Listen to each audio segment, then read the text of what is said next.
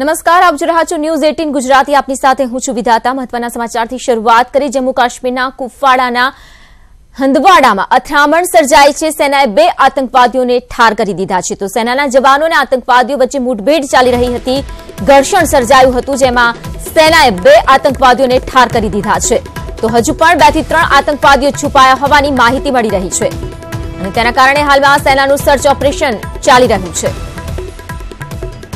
આતંકવાદીઓ દ્વારા ઘૂસણપેટને પગલે સેનાએ જવાબી કાર્યવાહી કરી છે. આ દરમિયાન ઘર્ષણ સર્જાયું હતું. આ અથડામણમાં ઘર્ષણમાં સેનાના જવાનોએ 2 આતંકવાદીઓને ઠાર કરી દીધા છે.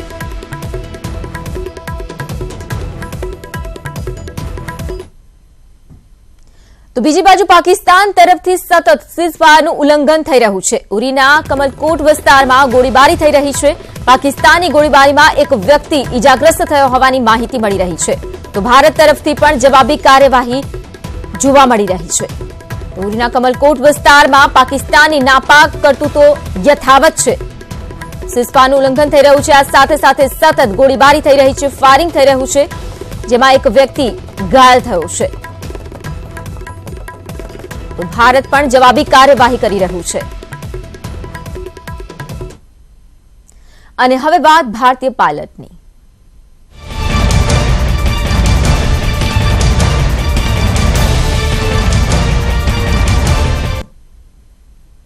તો વાયુસેનાના વિંગ કમાન્ડર અભિનંદન સિંહ આજે ભારત પરત ફરશે. અનેક અટકચાળા બાદ અંતે ભારત સામે હારેલા પાકિસ્તાને પોતાના કબજામાંથી વિંગ કમાન્ડરને મુક્ત કરવાની જાહેરાત કરી છે. ત્યારે વાઘા બોર્ડર પર વાયુસેના દ્વારા અભિનંદન સિંહનું ભવ્ય સ્વાગત કરાશે. ભારત પર હુમલો કરવા પાકિસ્તાને બુધવારે પોતાના F-16 વિમાન મોકલ્યા. જોકે તેને ભારતના MiG-21 તોડી પાડ્યા, પરંતુ આ જ તકે ભારતનું એક MiG-21 પાકિસ્તાનમાં જઈ પડ્યું અને પાયલટ અભિનંદન પાકિસ્તાનના કબજામાં આવી ગયા. અભિનંદનને પકડતા જ પાકિસ્તાનના જાણે કે તેવર જ બદલાયા. તો હાલમાં અભિનંદન જે પરત આવી રહ્યા છે, તેમની વાપસી થઈ રહી છે પાકિસ્તાનથી. ત્યાં વાઘા બોર્ડર થઈને તેઓ આવી રહ્યા છે અને વાઘા બોર્ડર પર હાલમાં ઉત્સાહનો માહોલ છે. આપ દ્રશ્યો જોઈ રહ્યા છો. ભારતીય ધ્વજ ફરકાવીને લોકો એક ખુશીની ક્ષણ જે છે તેને વધાવી રહ્યા છે. રાહ જોવાઈ રહી છે અભિનંદનની. ઉલ્લેખનીય છે કે પાકિસ્તાનના જે તેવર હતા તે બદલાયા હતા વિંગ કમાન્ડરને પકડ્યા બાદ, પરંતુ આખરે ભારતના દબાણ વચ્ચે ઝૂકવું પડ્યું પાકિસ્તાને અને પાકિસ્તાન જે મુક્ત કરી રહ્યા છે વિંગ કમાન્ડરને. અને આજે તેઓ વાઘા બોર્ડર પર આવી પહોંચવાના છે. તે દરમિયાન વાઘા બોર્ડર પર ઉત્સાહનો માહોલ છે. સ્વાગત માટે, વિંગ કમાન્ડરની સ્વાગત માટે લોકોની તૈયારી અહીં જોવા મળી રહી છે. તો ભારત પર દબાણ લાવવાનો પ્રયત્ન કરી રહ્યું હતું પાકિસ્તાન. જો કે ભારત ઝૂક્યું નહીં અને ભારત હાર્યું નહીં અને માત્ર 30 કલાકમાં જ ભારતે પાકિસ્તાને ઘૂંટડીએ પાડી દીધું છે. અને પાકિસ્તાનના વડાપ્રધાન ઇમરાન ખાને અંતે જાહેરાત કરવી પડી અને વાતચીત શરૂ કરવાની પહેલના ભાગરૂપે તે કમાન્ડરને ભારતને પરત સોંપશે. हमारा हीरो जो अभिनंदन सर हैं, वो हमारे गांव के पास से जो पहला हमारा जो पाकिस्तान का जो पहला बॉर्डर खुला हुआ है, इससे आ रहे हैं. हमें बहुत खुशी है. वो हमारे हीरो हैं. अपनी जान मान की परवाह ना करते हुए पाकिस्तान में गए और वहाँ अटैक करके फिर वापस आ रहे हैं. बहुत खुशी है सर हमें. हम सुबह 4:30 बजे उनका वेट कर रहे हैं. हमें अगर मौका मिला तो उससे मिलेंगे सर. उन्होंने हमारा देश का नाम ऊंचा किया है. मेरा नाम कुलवंत है सर. मैं यहाँ पास में गांव में रहता हूँ, नारायणगढ़ में. ठीक है सर. और हम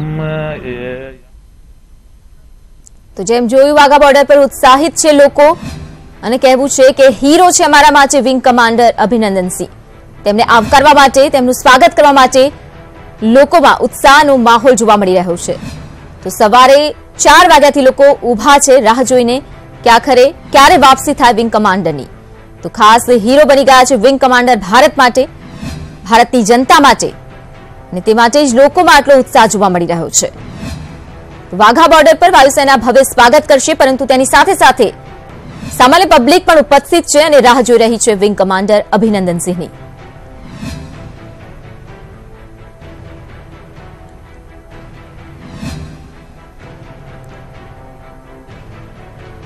तो વધુ માહિતી સાથે જોડાए गया है संवाददाता राजीव जी. जिस तरह से अभिनंदन की वापसी होने वाली है, वहां पर किस तरह का माहौल बनाया?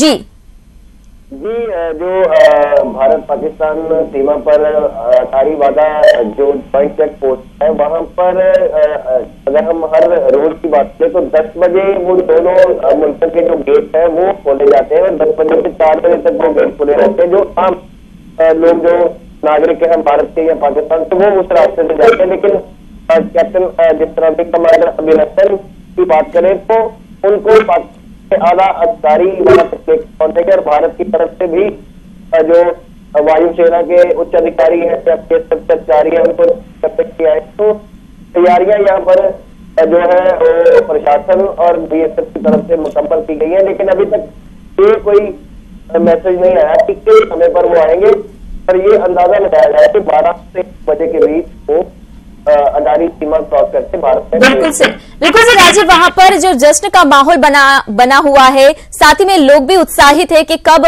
वापसी हो अभिनंदन सिंह की। साथ में जो बात की जाए माता पिता की अभिनंदन सिंह की, वो भी कल दिल्ली पहुंचे थे और उनका भी स्वागत किया गया था लोगों की तरफ से। किस तरह लोगों में जो उत्साह है वो देखने को मिल रहा है और साथ में क्या माहौल ज्यादा वहां पर? जी, लोगों में तो पूरे देश में ही एक उत्सव जैसा माहौल है कि एक भारतीय सैनिक को वहां पर गिरफ्तार करने के बाद वापस अपने वतन भेजा जा रहा है, सरजमी पर आज वो पहुंचेगी अपनी। तो उसके अलावा जैसे आपने कहा कि उनके माता पिता दिल्ली से, ये भी कहा जा रहा था कि वो भी अमृतसर आ रहे हैं रिसीव करने के लिए, लेकिन अभी तक वो अमृतसर हवाई अड्डे तक नहीं पहुंचे।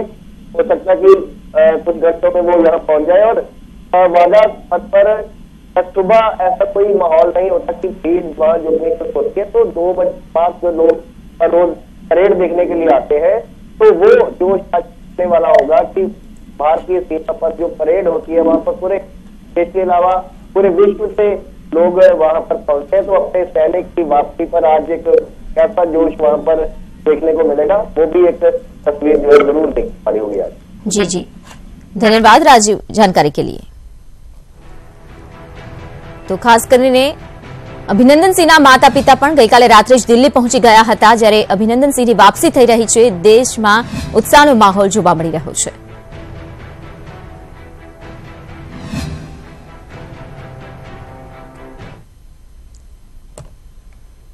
તો આખરે 30 કલાક બાદ ભારતને મળી બીજી સૌથી મોટી સફળતા અને પાકિસ્તાનને મળી સૌથી મોટી લપડાક।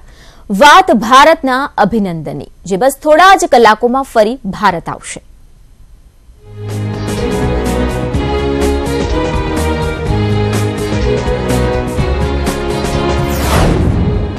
न झुक्યું भारत, न हार्યું भारत, पाकिस्तान पर बनाव्યું दबाण અને અભિનંદનને પરત મોકલવા તૈયાર થયું પાકિસ્તાન। ભારતે કરેલી એર સ્ટ્રાઇક બાદ પાકિસ્તાન સરહદ પર સતત અટકચાળા કરતું રહ્યું। ભારત પર હુમલો કરવા પાકિસ્તાને બુધવારે પોતાના F-16 વિમાન મોકલ્યા, જો કે તેને ભારતના MiG-21 તોડી પાડ્યા। પરંતુ આજ તકે ભારતનું એક MiG-21 પાકિસ્તાનમાં જઈને પડ્યું અને પાયલટ અભિનંદન પાકિસ્તાનના કબજામાં આવી ગયા। અભિનંદનને પકડતા જ પાકિસ્તાનના તેવર બદલાયા। ભારત પર દબાણ લાવવાની કોશિશ કરી, પણ ભારત ઝૂક્યું નહીં, ભારત હાર્યું નહીં। માત્ર 30 જ કલાકમાં ભારતે પાકિસ્તાનને ઘૂંટણીએ પાડી દીધું। જો કે આ 30 કલાક ભારત માટે પડકારજનક રહ્યા। અભિનંદન પાકિસ્તાનના કબજામાં હોવાની જાણ થતા જ તેમને સુરક્ષિત પરત લાવવાની જવાબદારી સોંપાઈ અજીત ડોભાલને। ડોભાલે એવી રણનીતિ બનાવી કે પાકિસ્તાન ચારે તરફથી ઘેરાઈ ગયું। વિંગ કમાન્ડર પાકિસ્તાનના કબજામાં આવતા જ વાતચીતથી સમસ્યાનો ઉકેલ લાવવાની વાત કરી। જો કે વિંગ કમાન્ડર મુદ્દે કોઈ પણ વાતચીત ન કરવાની અને કોઈ પણ શરત ન સ્વીકારવાની વાતને વડાપ્રધાન વળગી રહ્યા। જો કે પાકિસ્તાનના વિરોધમાં લગભગ તમામ દેશો ભારતના સમર્થનમાં આવ્યા। વિશ્વની મહાસત્તાએ પણ ભારતને સમર્થન જાહેર કર્યું। તો જીનીવા સંધિનો ભંગ કરનાર પાકિસ્તાનને ડોભાલે ઘેરી લીધું। ડોભાલે 30 કલાકમાં અમેરિકાની નેશનલ સિક્યોરિટી એજન્સી સાથે પણ 2 વાર વાત કરી। તો ફ્રાન્સ, યુકે, ન્યુઝીલેન્ડ, બ્રિટન સહિત તમામ દેશોએ ભારતને સમર્થન આપ્યું અને પાકિસ્તાનને ઝૂકવું પડ્યું। પાકિસ્તાનના વડાપ્રધાન ઇમરાન ખાને પાકિસ્તાન સંસદમાં જાહેરાત કરી કે અભિનંદનને ભારતને સોંપવામાં આવશે। Bureau report, news 18 Gujarati. તો આ તરફ ભારત અને પાકિસ્તાન વચ્ચે ચાલતા તણાવ વચ્ચે આતંકી મસૂદ અઝહરને લઈને પાકિસ્તાનના વિદેશ મંત્રીનું મોટું નિવેદન આવ્યું છે. પાકિસ્તાને સ્વીકાર કર્યો છે કે મસૂદ અઝહર પાકિસ્તાનમાં જ છે અને જૈશનો સરગના મસૂદ પાકિસ્તાનમાં છે અને તે બીમાર હાલતમાં છે. તે પોતાના ઘરમાંથી પણ બહાર નીકળી નથી શકતો. આ સાથે જ તેમણે કહ્યું છે કે ભારત પુરાવા આપે તો અમે કાર્યવાહી કરીશું. એટલે કે વધુ એકવાર પાકિસ્તાન તરફથી રાગ આલાપવામાં આવ્યો છે પુરાવાને લઈને. Is the chief of Jaish Mohammed, Masood Azhar, is he present in Pakistan? And if so, will you go after him? Well, he is in Pakistan. According to my information, he is very unwell. He is unwell to the extent that he cannot leave his house because he's really unwell. So that's the information I have. Why doesn't your country arrest him so that the head of this group, which you've all admitted is a terrorist organization and causes incredible tension, to say the least, between you two highly armed neighbors? Why don't you arrest him, ill or not ill? If they give us evidence which is acceptable to the courts of Pakistan, after all, we will have to justify. They will go to the court, and if they have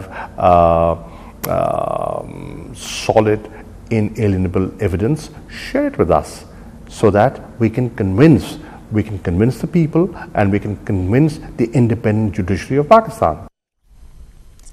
આખરે કોણ છે મસૂદ અઝહર તેની જો વાત કરીએ તો સંગઠન જૈશ એ મોહમ્મદ બહાવલપુર અને કરાચીમાં રહે છે સામાજિક સંગઠનના ઓથા હેઠળ આતંકવાદીઓ તૈયાર કરવા તેનું કામ છે. તો મસૂદ અઝહર જેને આતંકના આકાઓ તૈયાર કરવાનું કામ કરી રહ્યો છે ત્યારે હાલમાં કાર્યવાહી જે થઈ રહી છે ભારત તરફથી આતંકવાદીઓ પર, કારણ કે દેશ દુનિયામાં જે દહેશત ફેલાવી રાખી છે આતંકના કારણે લોકો ભયભીત જે છે થઈ રહ્યા છે. સાથે સાથે ભારતના પુલવામામાં જે હુમલો થયો, સેનાના જવાનો જે શહીદ થયા તેના કારણે ભારતે મોટી કાર્યવાહી કરી છે અને હવે મસૂદ અઝહર પર જે ખાસ કાર્યવાહીને લઈને ભારત રાહ જોઈ રહ્યું છે.